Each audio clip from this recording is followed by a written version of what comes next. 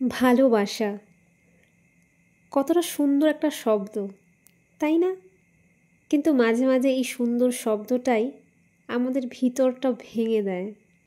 আমরা যাকে ভালোবেসেছিলাম ভাবতাম সেই আমাদের শেষ ঠিকানা, অথচ একদিন বুঝলাম সেই গল্পটা অর্ধেকেই থেমে গেছে।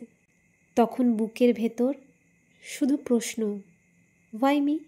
আমি তো সত্যিই ভালোবেসেছিলাম। কিন্তু জানো, ভালোবাসা মানে কাউকে ধরে রাখা নয়, তাকে মুক্ত করে দেওয়ায় এক ধরনের ভালোবাসা। সেরে ওঠা মানে ভুলে যাওয়া না, বরং নিজের হারানো টুকরোগুলো আবার খুঁজে পাওয়া।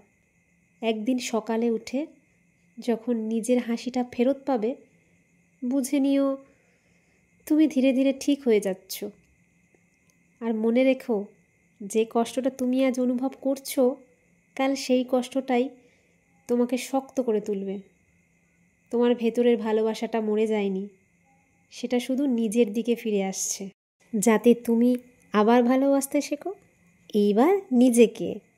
কারণ হিলিং ইজ অলসো লাভ।